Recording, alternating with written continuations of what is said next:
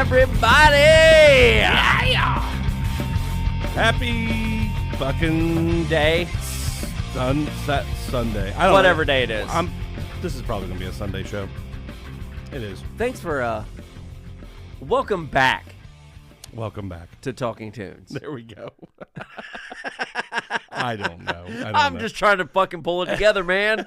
That's all I'm trying to do. And I'm glad somebody is. Yes. After the hours of, for the audience at home, we pretty much stripped this show down and then put it all back together.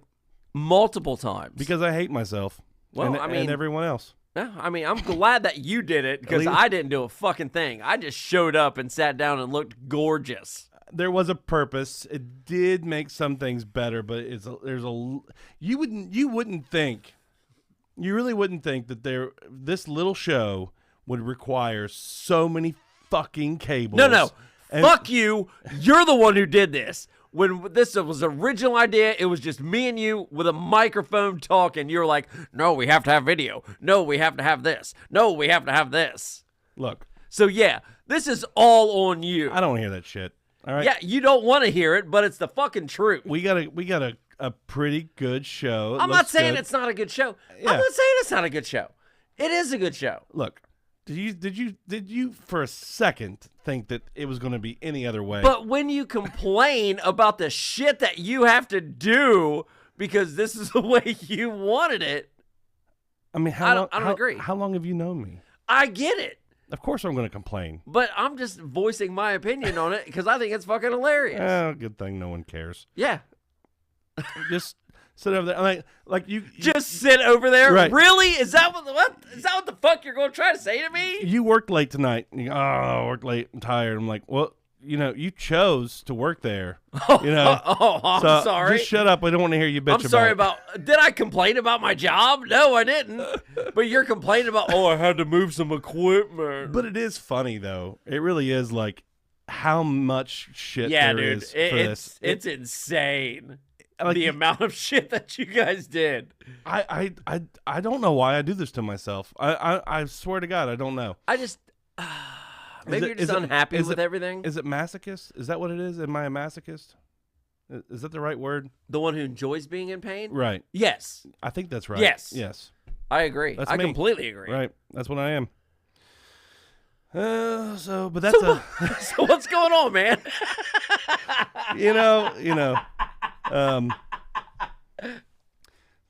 Same old shit. Yeah. I'm right there with you, man. You know what? Nothing much. Oh. Usual. Yeah. There it is. But, we did a thing a while back and we kind of got away from this a little bit, and I think we've started to kind of get back into it, and I definitely want to get push things back that way. Because our whole thing has been local level music. Yeah. That's our whole big thing. And that's always right there for us. Right. But the show goes up and down, goes different places. And ebbs and flows, baby. Right. Ebbs and flows. And that's fine. But I definitely want to get back into talking about what we're listening to and the bands that we found. Ooh, man, I've got 3 right here. No shit. Yeah. All right. Well, I'm always a little bit of a, I'm not going to say oddball when it comes to music or whatever, but I am. Well. Yeah. But the bands that I found, one of the bands I found was Train Breaks Down. Most of these bands that I found, oddly enough, are all out of, like, West Coast. Are you a shoegaze fan? Okay. It's not my go-to. I know it's not. Yeah. You'll have to fucking listen to these guys. Okay. I might be way off, but when I heard it, this is my inert reaction to hearing it. It was like if shoegaze met fucking had Midwest emo and shoegaze had a baby, that would be Trains Break Down. You see, I don't know if I can tell the difference so much. What? I mean, and you know what? You know me. Just listen to 40 Hour Suit. I know, but you know me in genres anyway. It's like I hear bands all the time. I'm like, this to me is emo, but other people are like, no, that's not emo. I was listening to who was I listening to earlier, and I was like, this is emo, and then I thought, wait, no, they say. But then again, you know, whenever I fucking hear emo, I think of, well, the bands I'm going to go to is like the Get Up Kids, Elliot. But I mean, shoegaze falls under the emo umbrella. It has to. I mean, well, I think all of it falls under that umbrella. right. So it's just fucking emo. But check out 40 Hour Suit, and I'll send it to you. Okay, yes, please do. What else you got? The Anti-Groupies. The Anti-Groupies? That sounds like a political movement. Might be. I don't know. I heard a few songs from them, and I was like, these chicks are fucking amazing. I loved it. They're straight up rock and roll band. Fuck yes. At least that's the way I heard it. Right. You know, Social Battery and Voicemail has one of the best opening lines I've heard since Radio from Alkaline Trio. Ah. And that the line was, and I fucking had to write this out because it was that good. Hey, I called to let you know that you're a bitch. Oh my God. And I was like, oh, fuck. That's amazing. Right on. But yeah, I mean, so I've been kind of listening to them here a lot when I'm out on doing my thing. Yeah. And then Drive-By Cinema. Drive-By Cinema. Yes. They're out of Palmdale. I might be wrong with that, but I think that's where I read that they were from. And House Show Anthem. House Show Anthem. Pop punk band. So good. So good. That sounds very familiar. House Show Anthem. I don't know if you've heard. You probably have heard it, but those are the three bands that I heard this week that I was just like, those fucking kill. Damn right. Well, you know what's funny is I've always had a hard time keeping track of bands in my own brain, in my own head. Yeah. And back in the day when we had CDs, like you're like, all right, oh, that's right. The Bouncing Souls exist. Right. Right. Well, since I don't have that anymore, since I don't do that, there's like years go by, and I'm like, oh shit! Like I'll just discuss, like I'll be clicking on something. Oh fuck, down by law, Huh. Avail. I went like 5 years out listening to Avail. I love Avail. Yeah. I love Avail. Just kind of forgot they even existed. Dude, I'm the same fucking way. And I'm hearing since TikTok, hundreds of bands that I'm a week. Probably. Right. At least 50 new bands a week that I'm like, fuck yes. It is so hard to keep track of all that, man, and I really struggle. But I do try, and all these bands are,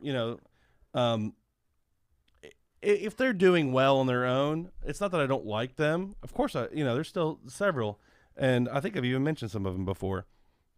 But I don't necessarily feel the need to bring them up on the show. Yeah. And not that we're some kind of platform that's going to propel them into stardom. No. But I mean, but that's the whole thing. We're just two guys who just listen to music. Right. But it's kind of not relevant. If they're already doing well and they're huge, we might say, and I have, and you have too. Yeah. I like this, but like, I like to talk about the bands who really don't have at least a large TikTok following. And a lot of times I do try to check to make sure that. What is your limit? Well, I don't really do it like that because, like, Sweetie, you know you do. No, I don't, because, and I'll tell you why I don't, because you could have a huge band that just got on TikTok, and they might only have like 300 followers on TikTok, but if you could check them out on YouTube, they got 1 million. And I see what you're saying. You know what I mean? So, yeah. And I don't always do that deep dive. But I've got a few of my own. I don't know, and honestly, I don't have a lot of time for shit. So I'm discovering all this on TikTok. A lot of times I do try to go and see what's going on their Instagram. We follow them on Instagram and all that stuff too, and YouTube. So maybe I'm talking about somebody who is already blown up, but I don't care. I still like it. I mean, the few people. Isn't that the way that works? Right. If you like something, you like something. I want this to be local level music centered, but if we're talking about somebody who's huge somewhere, it doesn't matter. Somebody at home may not have, maybe they haven't heard of them and they want to go check them out, and that's fine. That's more than fine. But I'm not the biggest jazz fan. No, you're not. But that not sultry, that that soulful sound.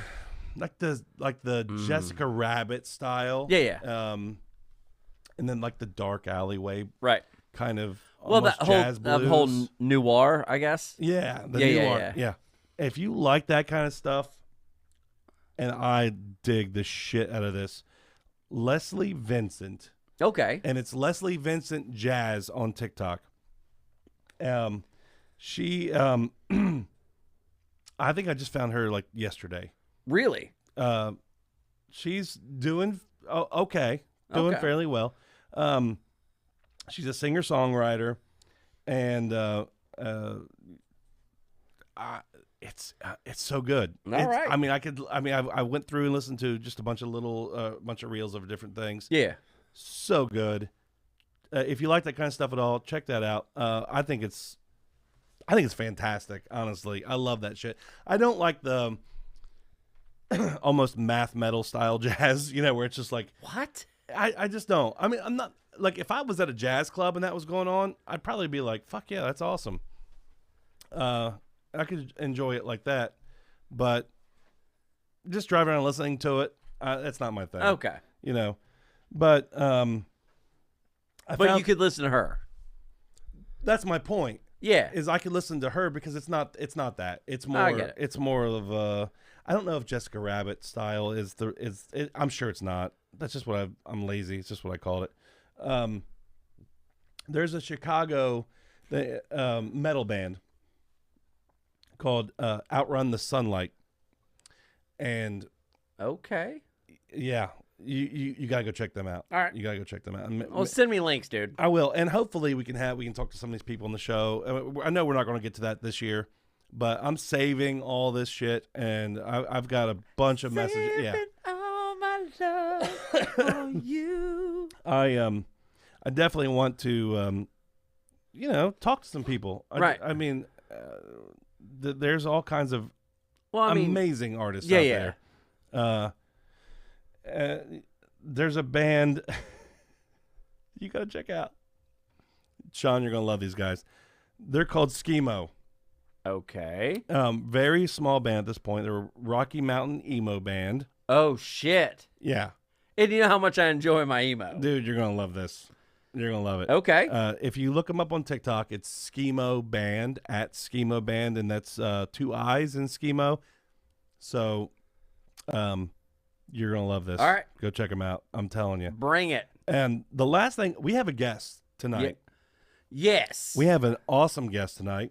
And how'd you pull this, by the way? Honestly, I really don't know. I was feeling a certain way.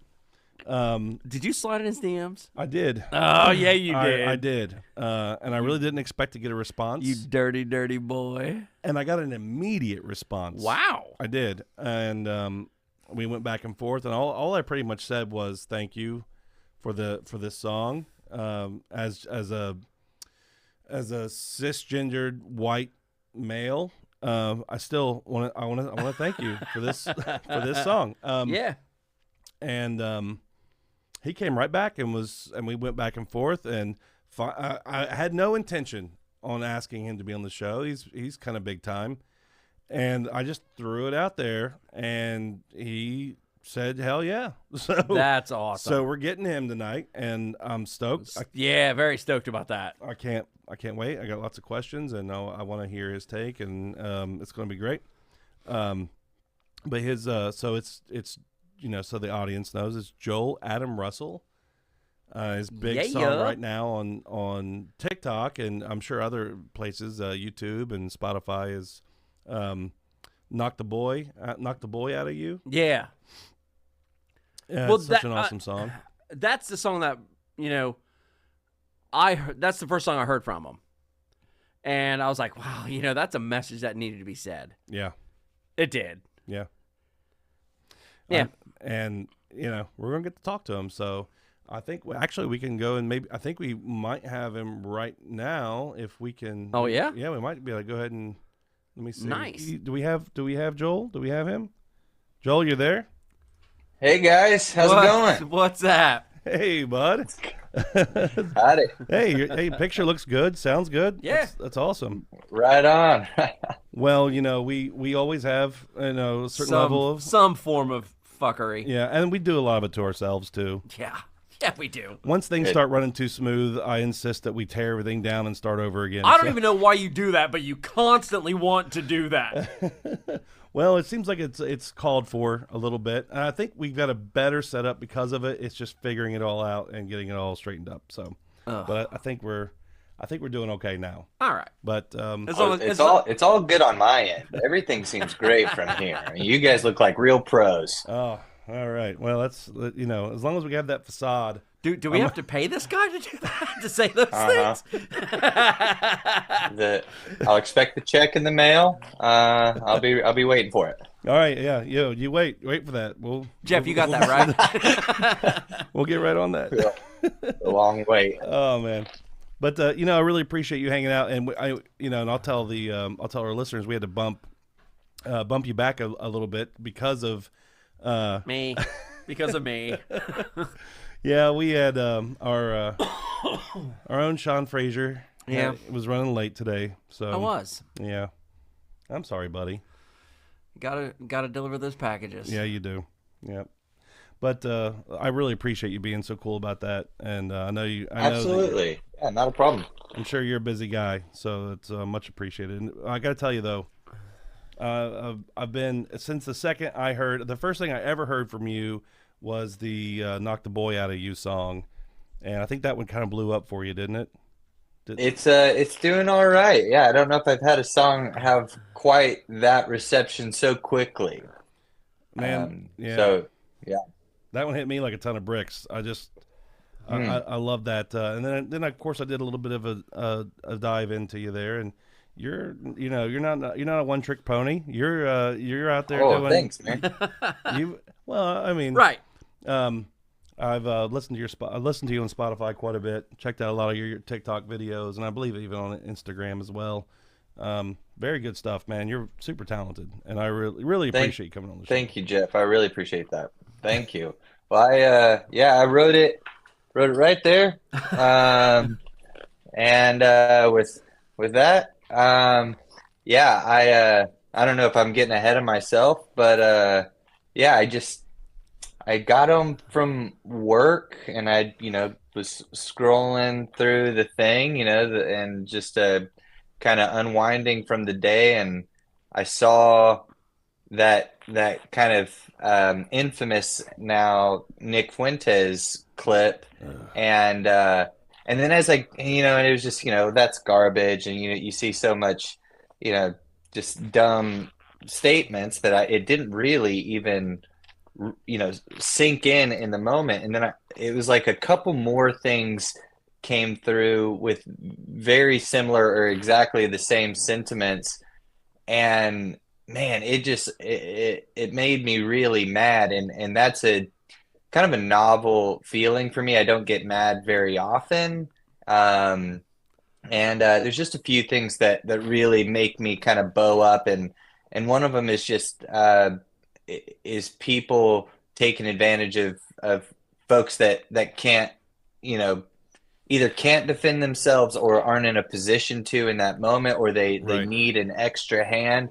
And so yeah, it was like the way I was raised is like, you don't mess with my people, right? Kind of thing. And that's kind of when I feel the need to bow up. That's when I feel the need to say something. And so that's kind of where the impetus for that kind of came from for me.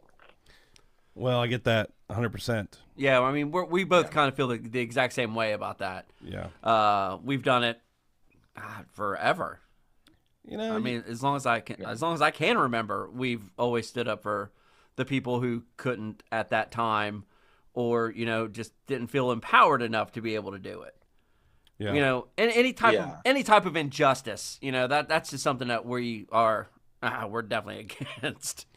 Well, Well, I don't know how you guys grew up, but I was not a particularly cool kid by any means, and and I had a lot of years of knowing like very intimately what it was like to get bullied. I'm not a very large man now, and so I definitely wasn't a large kid. I was a pretty skinny kid, and I sang, and so you'd get called gay, and you'd get kids pushing you into lockers or whatever the thing was, and so like I know that personality, the person who wants to take advantage of someone else. And you grow up and you realize like, oh, I don't have to put up with that. Like Right. I don't yeah. like I can resist that. And then you see the other folks who are experiencing that, and it's like, well, I'm not going to put up with it for them either, and Exactly. I grew up with a pretty, with a very present dad. He wasn't a perfect dad by any stretch, but he instilled a lot of virtues and values into my life. And I was like, man, how is there a movement of kids, of teenagers, of early 20 somethings that uh, just feel like it's okay to walk around and talk like this? I was like, man, my dad wouldn't have stood for it. If I was walking around the house talking like this, he would not have stood for this. And so as much as it is out of my voice, the song really kind of feels like it came out of my my dad's voice. Like it was like, what would my dad say to me? Right. Like how Oh would yeah. you know? And some of that stuff that like it was hard to hear at the time. I was kind of put the fear of God in me. But when I look back at it as an adult, the way I was taught the virtues that I have, I was like, man, I'm glad someone just put their foot down and said like, hey buddy, there's a line here and you don't get to cross it. And so that was, I felt like maybe some of these guys just need to have it said to them like that. Not like I want to beat up anybody. I don't. Like I really don't want to pick a fight with anybody, Right. but folks do need to know like there's a line, Yeah. and if you cross it, some guys like us There are consequences. Yeah. might be standing around. Yeah. Well, and I think I totally understand what you're saying, and I honestly I think that there are certain ones on that side that'll choose to take it that way. It's there. Hmm. It's almost it seems like there's a lot of people who on that side who are very like they can't think. It's everything's straightforward. There's no nuance to anything. There's no context. I mean, it's all like, oh no, we heard what you said. Like, okay, this is a song. This is me. You Yeah. know. But I will say, as a nonviolent person and as somebody who is a very large man and who was also bullied, I don't like violence. But I have never wanted to punch someone in the face more than Nick Fuentes when he said that bullshit with that Yeah. stupid look on his face. Okay, I'm an idiot, obviously, because I don't know who Nick Fuentes is. He's a right wing. Well, I didn't know who he was either. I had to go look him up, but he seems sorry. Go, you can go ahead No, no, no. and You're explain who he is. you're handling. I mean, he's just a Yeah. he's a. What did he say? He said he was talking to women, looking straight at a camera, and said he'd said this before, but this particular time hit a little harder because he was making that stupid face. Trump, I think, had just won the election, and he'd said, "Ladies, this is it now. Your body, my choice. Are you forever." fucking kidding me? No, I'm dead Yeah. serious. And he had that. No And one. I think because of his age and his status in the media, again, there were a lot of young men who, frequent, YouTube and live streams, and they took up this slogan, and Made it their mantra. yeah, it became a mantra, and the New York Post said that instances of the phrase blew up like 4,600%, on Yeah. social media What platforms after he said that. the And it fuck? was, and I guess, it wasn't necessarily a surprise that the sentiment existed because, if you'd asked me, are there guys who exist that feel that it's right to dominate women, I would have said, yeah, I'm God. sure those guys exist. Right. But the brazenness of saying it aloud and being proud of it and declaring it and not having even the decency to have like a secret shame about doing it. Like it used to be. Um, I guess, yeah, Yeah. it it it really was like an eye-opening moment to think like, oh, I think this may be the way, like a movement of culture, like a shift in culture towards something new, something even more dangerous, maybe a regression of culture. um and I was just like, Mm. yeah, I don't think we can stand for that. No. I don't think we can sit idly by while that kind of thing happens. um God no. and and I yeah, I mean, I think on one hand, there are, you know, a lot of young men want, they have these feelings of like, I want to feel strong. I want to feel tough and empowered and emboldened to do great things. And I I don't necessarily think those are bad emotions. I don't think those are bad things in No. and of themselves. But they need to be directed. You need to direct that energy towards something. And I think being bold towards goodness, being strong towards defending people, like, and for, I just don't know that maybe a lot of these guys have been modeled that. Maybe they have They have. seen this, you think they have? I think it's a big part of it. Not all. I think some people are just Yeah. fucking assholes. Honestly, what are you going to do? I mean, Yeah. Right. Um, I get that. I mean, I'm going to piggyback on what Joel was saying. I've always found people to be stronger when they're helping someone up. and that's my thing. Like, I've not always been the model citizen, the perfect guy, whatever, but there was always something that brought me back to, like, there's a time when I was wilding out when I was a kid, when I was younger, and being dumb and disrespectful and shit. But you're young, and when I found my way, I did it on my own. I didn't do it from any upbringing, because my upbringing said to do the opposite. Basically, actually, if it wasn't for my engineer, I'd probably be in prison right now or dead. So,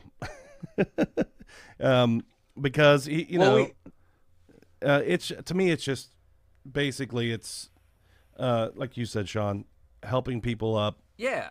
And I think there's a lot of weakness, and it is weakness when you have a group of people who make up the largest voting population and have all the power. And I get that some, white straight males are struggling for whatever reason. But it's not because of women, it's not because of minorities. It's not because of anybody else. It's just, it's society. But women can't say that. Minorities can't say that. It's not true for them. Yeah. So it's, when we find people who are like-minded and want to help people up and help them along the way. I mean, I find it all the time. I really, honestly, I don't know how that guy won that election. I really just don't. And I try not to make the show political because Sean and I, we try not to, but to me, it's, this is about music, right? Yeah. I forgot. Sorry. I know. We were talking about music. Right. Yeah, I definitely want to. But that song, just I got chills. I played it for my wife. I played it for everyone, and everybody was the same. Everybody was just like, wow. Man. Yeah, I was gonna say, when I heard it, I was like, that. It kind of sounds like an old protesty song. I mean, I don't know. Correct me if I'm wrong, but I mean that when I heard it, I was like, that's how I heard that, and I was like, Yeah. That's dope. I did. Yeah, I appreciate that. For a long time, when anyone's asked me, why I write songs, my answer has been, and this is something that it's taken me into my adulthood to kind of realize, I think everybody needs a song. Like we all have that Yeah. one song that's like, ooh, that's my song. Um, but not everybody knows how to write a song. But I've been writing songs since I was 14. I know how to write a song. And so what I realize is I can write Excuse me. that song for some of the people who need them. Um, Oh, I love and that. I love that. um, and, and so I do, on one hand, I'm writing things that I feel like I need to write, but I get done with it as soon as it's done right there. When I've finished it there, I got all that I needed out of it personally. But I record it, I release it, I share it with other people because I think there might be someone else who they need to feel identified with, and maybe the way I said something about a subject hits them in the exact way that they need to hear it so that they don't feel so alone. And so I've said that for years about, you said you listened through my Spotify. I think that about all of those songs. I get This that. song was the first one where it felt like the thing I'd been saying about my reason for writing songs was very clear. It was very obvious that like people needed to hear this song. Yeah. Um, and I I didn't realize the community that it was going to be. It seemed like, in the comments on all the posts that I've done for it, it's been a lot of women who I guess, it's hard for me to imagine, but it seems like there are a lot of women who have not known in their own lives men who have stood up for them. Um, just the way I grew up in the community of people I put, surround myself with, the thought of a woman not knowing anybody who would say something, It's heartbreaking. almost, yeah, it's Yeah. heartbreaking, but it seems impossible. But Yeah. with just the response to that song of, so many different women saying like, thank God that there's one guy who will say this. And I was just like, I'm sorry there's not more guys surrounding you, but I'm glad. I'm glad I could put out a song that does say like, hey, you're not alone. There are other people who are supporting you. There are guys who are supporting Right. you. It's not just women, who believe in women's rights. And so yeah, anyway, that was kind of my my whole thinking around it was just I I want it to be an anthem, whether it sounds like an anthem or not. I want all of my songs to be somebody's anthem. If it's a heartbreak song, I want it to be your anthem to get through that heartbreak. If it's a let's go out and have a good time song, I want it to be your anthem for that moment. Yeah. That's And awesome. Yeah. this one just happens to actually sound like a traditional anthem. Right. The sound of it, I don't write like pop country music, but I did kind of have that in my mind because the people I, in my most idealistic sense, wanted to talk to were pop country fans, were these guys who, maybe they love, that try that in a small town song or whatever it is. And, that's the community I think is largely of this mindset. These, they're small, Yeah. small town, white guys largely, who, probably voted for Trump, and they have these very kind of Narrow. outmoded ideas of what relationships should be. And I was like, I want to meet them where they're at. I want to write a song that it doesn't alienate them with, flowery poetry. It's clear and to the point. And so it kind of has like a pop country, form to it. Because I just wanted some of them to be like, oh man, this guy's kind of like us, but he just doesn't believe that thing. Like Right. maybe there's another way. To That show was the someone a hope. different way. I like that. I mean, Yeah. that's that's a great way to go about, thinking about like songs. And I can't write a song. I'm horrible at it. I've only been a musician for like 30 years. You know what I mean? You've wrote some pretty cool stuff. Ah, Yeah, I think so. but I've never thought about doing that from that kind of perspective, and I dig that. Yeah. That opens up a like a whole new field for me. So I think that's cool. Yeah, I mean, I live in Nashville, and I'm just, we're surrounded by musicians here, and we sit around and we navel gaze about music all the time, and it's so easy to think the thing that we're doing is an elective. It is not necessary, and so maybe I've just excused it and I've justified it to myself, but. Yeah, it's like, no, I think the thing we do is necessary because, again, everybody needs a song. And if nobody writes those songs, then we just don't have them, know? And we don't have that catharsis that comes from music that only music can touch, And so, yeah, it's like, I think it's so easy to feel like, oh, I need to do this just for me, because so many musicians say, like, write just for you, make music just for you. And that is a pendulum swing response to just writing commercially, just writing for someone else. And I think there's somewhere between those extremes, writing just for other people and writing just for yourself. Yeah. Because if you're writing just for yourself, you don't release it, right? It's like, nobody needs to hear something. You're just it's just for you, for yourself. But if you put it out there, something in you says there's something in this for somebody else, right? And so I think if you can have that thought of like even if this touches one other person's life, that's worth it.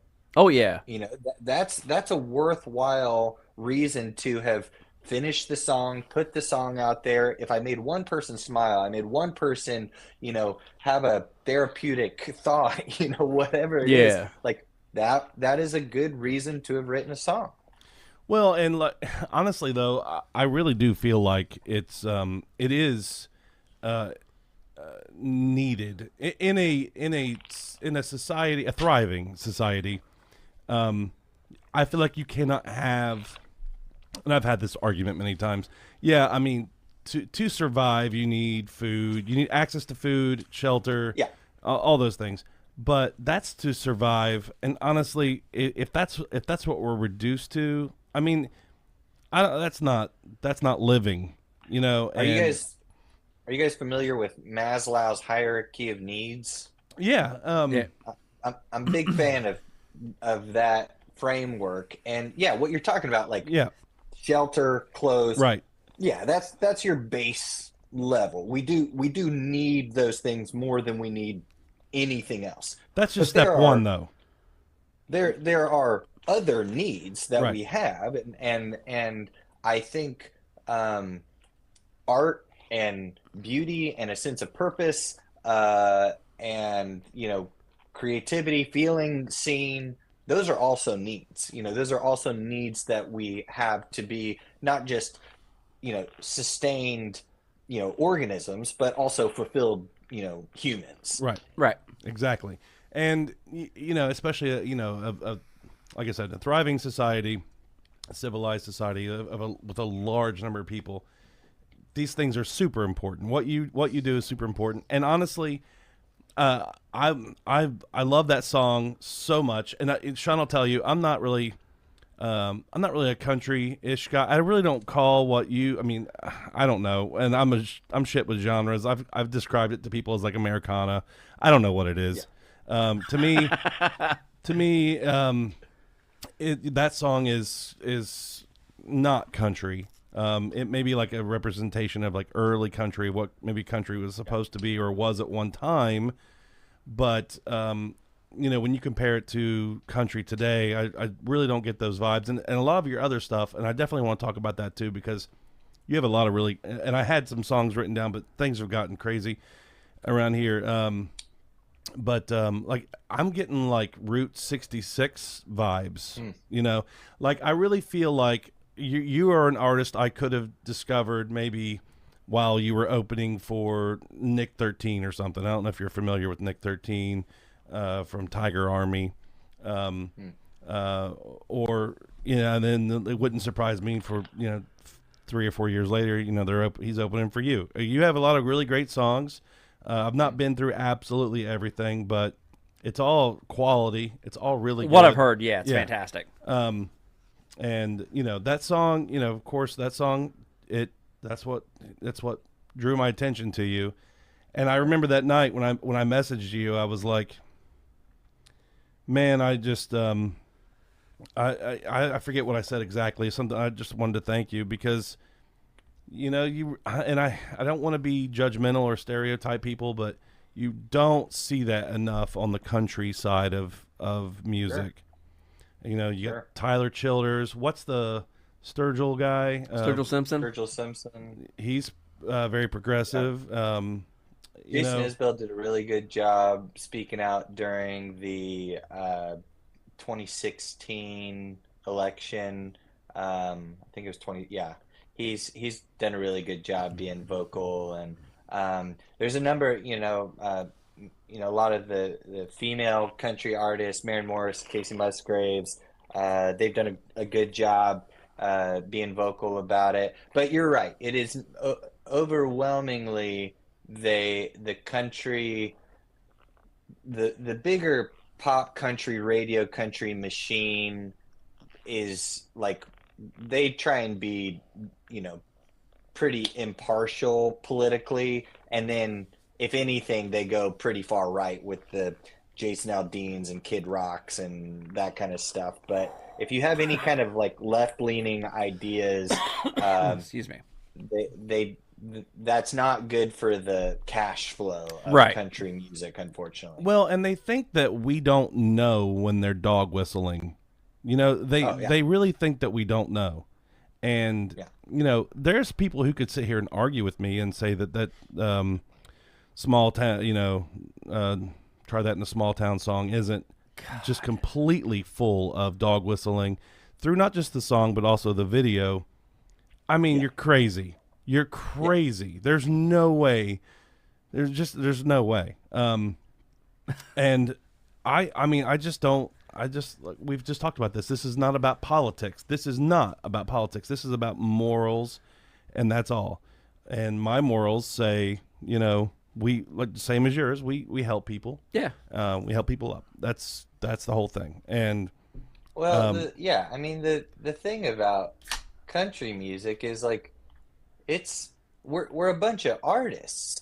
You know, it's like we're theater kids. You know, we're you know, it's like we write songs. You know, we got big hearts, and it's like, you know, there's a bunch of liberals in country music. It's like the cats who think that like it's this big conservative, like that historically it's been, you know, a conservative thing. It's like it just hasn't. The all the outlaw country guys, Chris Christopherson. Oh yeah. Give me a break. Willie Nelson, Johnny Cash. Johnny Cash, Merle Haggard, Waylon Jennings. These guys, like, you know, they might have been conservative for the time, but it would not have been what's going on now. So I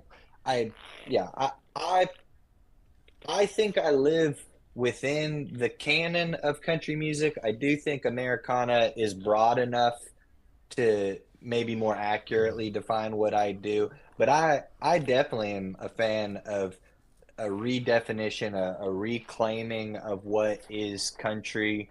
Let's do that. In the same way, you know, because I like what you do.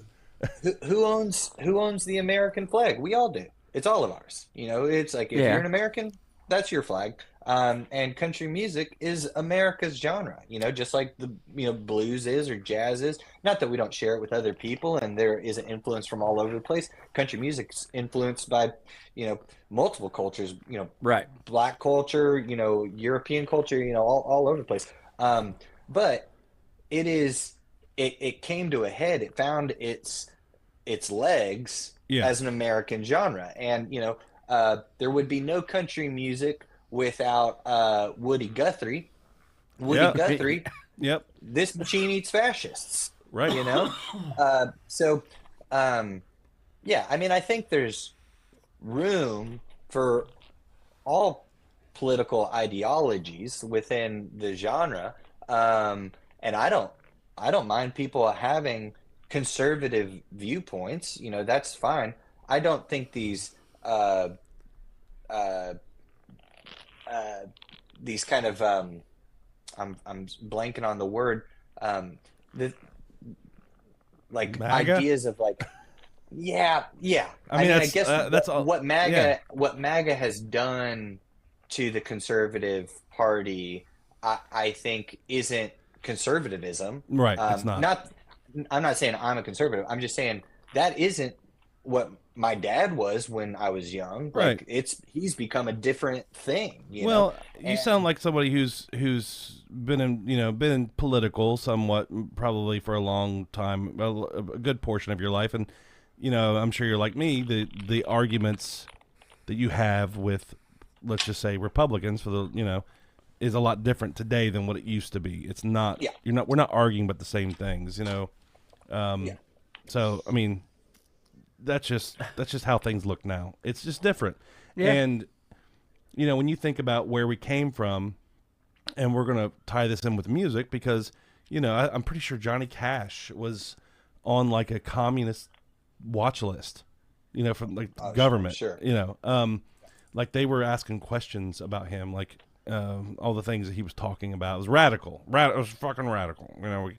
And you know, these people out there that, you know, they love country music, they love its origins, they love what it came from, but they were not bootlickers. You know, back in the day, they were radical. I mean, let's have some of that. Thing. Yeah, that's the big thing. Is, you know, this has been a style of music for everyday people since its inception, and I'm for everyday people, and I don't care what you look like. I don't care what's in your pants. If you're a person and you're just trying to get by day to day, you're who I care about. Now, I care about you if you make a lot of money too, but I don't particularly care for you. No, fuck them. Fuck them. Yeah, you know, it's like fuck people who make a lot of money. Yeah, I'm just saying, like, I care for everybody, and most of everybody makes not very much money, you know, by comparison, you know? Right. And so that's what I care the most about. That's where I put the most of my energy, is regular folks. And I think we are so much, like, we're so much better together. You know, we're so much better when we're working for each other, when we're making music for each other, when we're loving on each other. And yeah, I think that's what Johnny Cash was about. He's just about loving people. And that's a huge thing for me, is how do I love people better? Yeah. And how do I share that love? And because just nothing I do is worth a hill of beans if I'm not doing that, you know? Yeah. Like, if this thing makes me $1 million, if I'm famous as can be, and I have not loved anybody, it's a wasted life. It is. It's a wasted life. Yep. And if you're doing it all, if you gain all that on a lie or something that you're not, that would be a really miserable existence, I think. And you know, that's one of the reasons why we've never really shied away from our own opinions and how we feel on the show, is because and I've had people tell me, like, you know, you need to steer clear of that stuff if you want to, you know, you guys have a good thing and it's good, and if you want to get big, then you're going to have to, you know, just leave that shit out. Just talk about music. And I'm like, to me, they go hand in hand. I really do think so. Yeah. I don't want to listen to someone talk about, you know, dog whistle or whatever. I don't consider myself an intelligent person, but I'm smarter than that, you know? I'm glad you said it. I didn't have to. I mean, You whatever. sound pretty intelligent. Yeah. You know, Jason Isbell, he had a great quote, you know, when he was speaking out about it was kind of his first. He was hot and ready, and he was just firing off tweets at the time, and people. He had a lot of country fans, and someone wrote to him. They said, "You're going to lose so many followers talking this way." And he had this great quote, and it stuck with me for years ever since. He said, "I may lose some followers, but I get to keep all of my soul." And I just Ah. was, Yeah. it's just great. And so, I again sat right there, started writing what felt vulnerable. It felt dangerous. It felt like I was really taking a stand because, again, I wanted to say what I had to say very clearly. And I had that quote rolling through my head. I may lose some followers, but I get to keep all of my soul. And Yep. Love it. being honest and true to myself and to my values has been the most successful thing I've ever had happen for my music career. So yeah, I mean, be true to yourself. Uh, uh, don't be a bigot, and love people. It's pretty simple equation. Basically, what you just said was just don't be a shitty person. Yeah. Yeah, yeah. Yeah. And then defining what is a shitty person. I think that's part of it too. Is kind of keeping the we got to draw the lines on the highway sometimes, and the lines on the highway get worn out, and they got to repaint them. Right. And that's kind of what I feel like is This guy's happened. just And, throwing them out, man. I mean, left and right. Oh, he was built for this. yeah. I feel like we can lose our perspective on what we actually consider to be virtuous as a society. Yeah. And that's what I think songwriters are good for, is we speak to virtues. We speak to the things that we find important, and we put them in a way that is way more palatable than often talking about them. Like if I stood on TikTok and I talked about these things, just probably nobody would care. No. Like they would not want to hear me talk about it. You'd be wasting that voice too, man. Because I'm telling you, and I got to say this real quick too, because I love this. I love this guy's subject matter. I mean, his songs are really good. Not all of them are, about beating the fuck out of Nick Fuentes like we'd all love to. But I'm just being silly. But they're not all about that. But that wasn't the only thing that drew me to, like I caught that, of course, but like he's got the voice. He can play. I mean. It's all. I mean, he's all around. I mean, he's got what I need, which is very surprising for me to hear you say that. Exactly, because I love it. I'll tell you right now, he doesn't listen to country at all. Because at most all. of it is. I'll tell you, yeah, it is.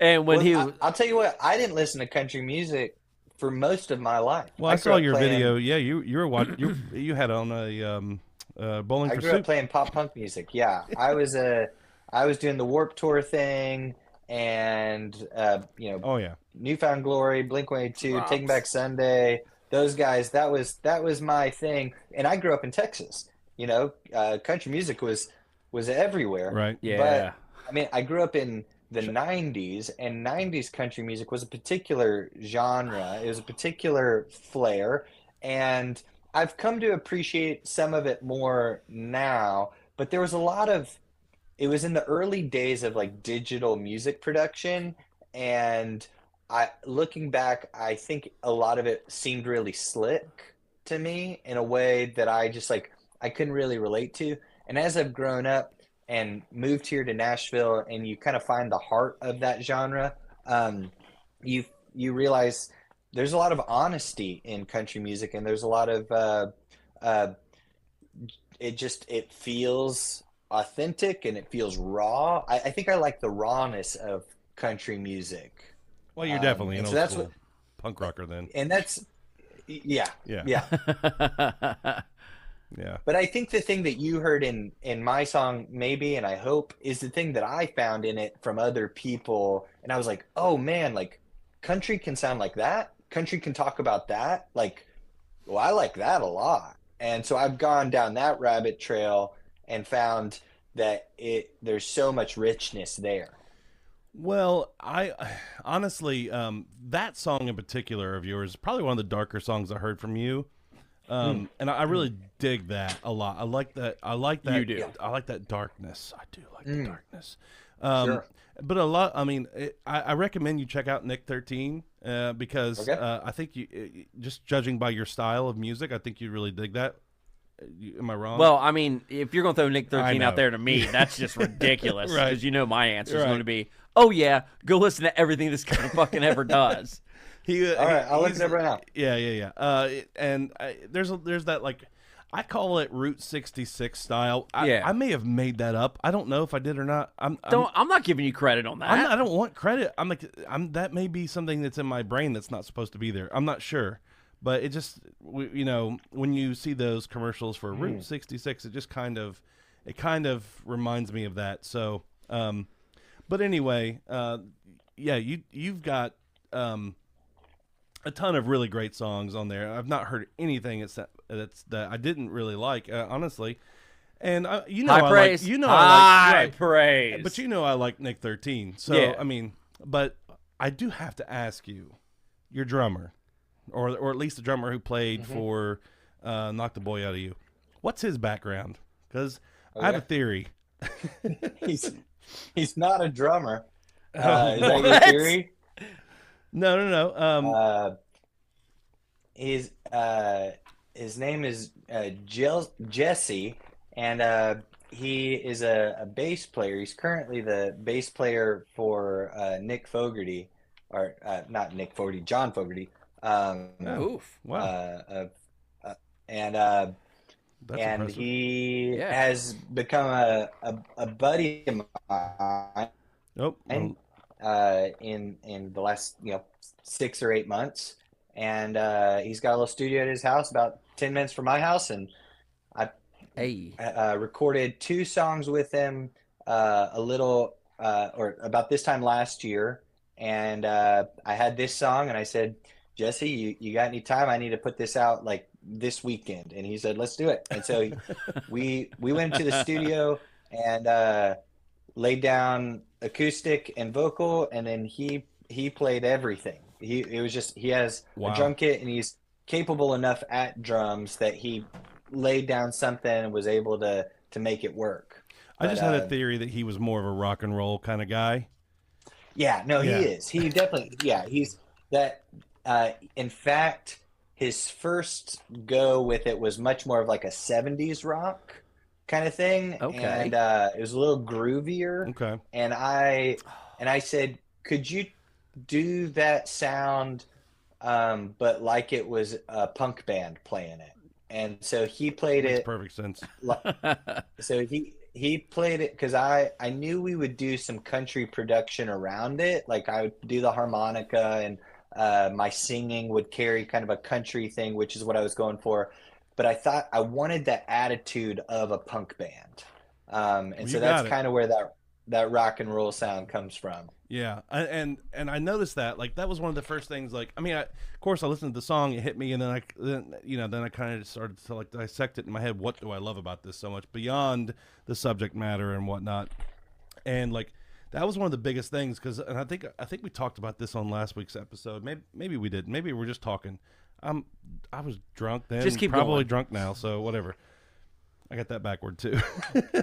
Just keep going. But anyway, basically, I heard there's nothing that really stands out super duper like rock and roll except for that extra bass drum hit. And I'm like, I listen. I've heard, believe it or not, enough country and Americana in my life, and there's just an extra one in there that you don't hear very often from a traditional country drummer. You know, it's very bass snare. And it's like a bass snare. And I'm like, that sounds more like rock and roll. And it's funny how those subtle differences can those subtle, Oh, yeah. It's crazy. I mean, it really can. But I had that theory, I had that feeling, and I just kind of wanted to ask you to know. So, I think I was you were right. We actually, we sat down. We went to a nearby bar before we went and did the session. And I was just asking. I was like, Jesse, what kind of music did you grow up with? And rock and roll was his background as well. And then now he plays with a Fogerty, and so that's really cool. a classic rock, if you will. But yeah, I mean, I think he has a pretty broad range of influences. But rock, yeah, you're definitely right. Rock and roll is definitely one of them. Well, thank you for confirming that for me. I really appreciate it. And I want to say, Joel, I really appreciate you coming on the show. Yes. We're gonna let you go here in just a minute, but I want to say that I'm definitely going to be keeping an eye out and telling everybody I know. We talked about you a little bit last week on last week's episode, or I think it was last week's. Either that or we were just sitting there talking. Maybe because that's what we do. I think it's on the show though. I'm pretty sure it is. I'd love to talk to you again sometime in the future. That'd be great. And definitely hit me up, man. Let me know what you think about Nick 13. I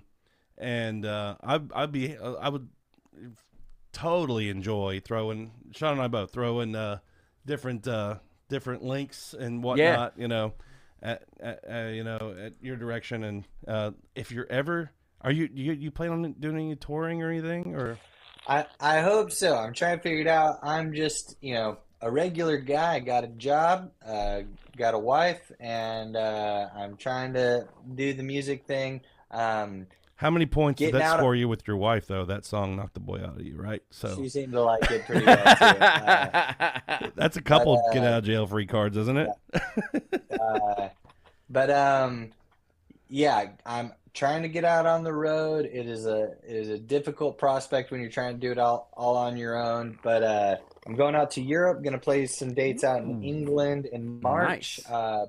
But playing America and getting around this country is a high priority of mine. Well, hit me up, man. If you're ever let us know. You're ever going to be in Ohio, definitely let me know. If you're looking for something, we know a couple people in this town. Yeah. We got a new venue, large venue that's just been purchased, and I think they're down there right now working on it. Should be. I actually think they're already ready to go. I think they're already doing shows down there. It's a whole thing. I haven't been down, but a friend actually purchased a big a big venue, so it's pretty cool. So definitely, if you're looking for something, hit me up. I can be a middleman. I don't need any money or anything, but I can at least maybe point you in the right direction. And anything for the chance to just sit and bullshit with you. Yeah, kind of hang out. Yeah, have a drink. That'd be cool as hell, man. That'd be awesome, you guys. Yeah. Thank you so much for having me. Well, all right, man. We're gonna keep an eye on you, but thank you so much for being on, and keep doing what you do, buddy. We really appreciate it. Oh, yeah. Appreciate you guys. Okay. Hey, have a good one. See you, buddy. Hey. Later. Cheers, y'all. Later. Oh man, that guy's just solid. I know, man. I was so looking forward to that interview. I look forward to all of our interviews. Right. I mean, Well, I mean, this, especially from you having the background that you do, you like, you're real political with a lot of stuff. I am. And it's important to me. And I don't want to sound like a dirtbag, and I'm not saying I'm not really political, because that I'm not. I lean a certain way, of course. You are more political than you think you are, but you don't want you're not. I just don't like throwing it down people's faces. I get that, but I feel like. But when I heard that, yeah, I was like, God damn, that needed to be said. It really did. Yeah, it totally did. And I don't know.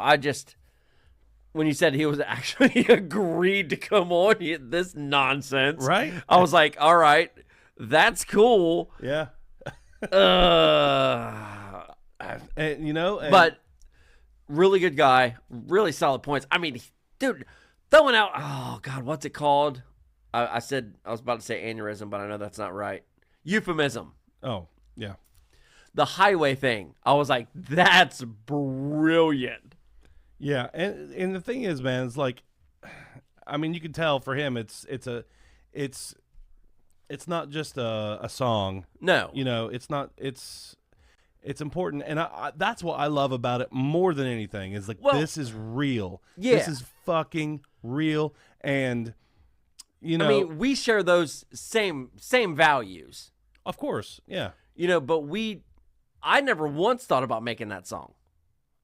Or a song like that. And that's it too. You know what I mean? That's a very, very good point, because that's absolutely right. the way that he brought that all together, Yeah. and articulated it the way he did. Yes, that was man. I'm telling you, every time I listen to that song, I get goosebumps. And like his other songs are fucking great too. Yeah. I'm telling you, the guy's got a great voice. He can really write. He can write. He can really, really write. Yeah. And you know, it's intricate. It's there's a lot of thought that goes into it. He's definitely got talent. And there's a lot of really cool videos on his TikTok too. If you go and watch, he had like he played like a battle of the bands when he was just like a little kid, and he actually played against a couple future Grammy winners. No shit. Who were I forget who they were. A couple. It's funny because they were both women, and he beat them. So you could kind of say he's a woman beater in a way. Stop it. That's ridiculous.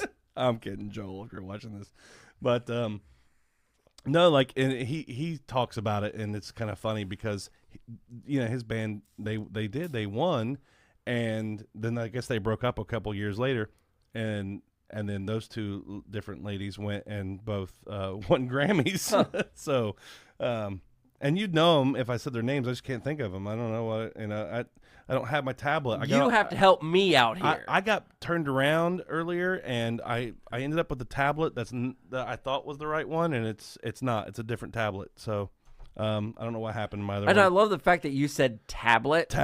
And I was really expecting you to pick up like a paper tablet. Not I'm not that fancy, you know. That's ridiculous. I like to write things down on paper some. You really do. But yeah, you guys should definitely go check out please Joel Adam Russell. He's on TikTok. He's on I think Instagram, he's everywhere. He's on YouTube, Spotify. Yeah. You know what? I don't know if he's on Instagram or not. I think no. I have no idea. But maybe he is. Go look for him anyway. I know he's on Spotify. He's got a lot of great songs on there. And I hope he listens to Nick 13. I think he will. And I'm really curious to know what he thinks. Well, I mean, I love Nick 13. I really enjoy some Nick 13. I really do. But I think it's just about Tinkle time. It is. So thank you for saying that. It's been a minute. Yeah.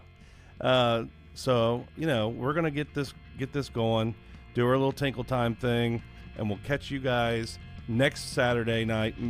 Just like this one, maybe it's Sunday. I'm sure this is a Sunday episode. No, I'm sure it will be too. Because we got a late start on it. Yeah. But yeah, I hope you guys have a great week, and we'll see you next week. Well, I said week twice. I don't like that. Yeah, It is what it is. I don't give a shit. Idiot. See you next week. Toodles. God, you're so dumb. I know. What do you want? I mean, I'm sitting here. I've got to pee. I can't think straight. I don't fucking understand. I mean, it's right there. You can go anytime. No, there's a whole thing. There isn't a whole thing to this. You just kind of make it that. I think I'm somewhat covered over here. I've got to get this off. Yeah, I mean, I want to throw it out there. You fucking did this. I know I did. This is all you. I know. Yeah. We just need to. I told you we should have done this in the fucking bathroom. Right. That's what I was getting ready to say. Is maybe we should move this show to the bathroom. Right. Oh shit. Would we call it the bathroom sessions? Ooh. I like Tinkle Time with Sean and Jeff. I like that. I mean, dude, I'll tell you right now, that's an OnlyFans. That's TT. TT. Tinkle Time, talking tunes. Maybe the show could just be called Tinkle Time. Tinkle Time. Tinkle Time with Sean and Jeff. What the fuck would the outro music be, or like any of the music be for that? I don't know, but there'd definitely be a. See, I'm seeing like unicorns, like flying on the screen, and like harps, maybe. I don't know. Oh, you're weird. Bring, boom, boom, boom, boom, ba, bring, gong, gong, gong, gong, gong. Oh God.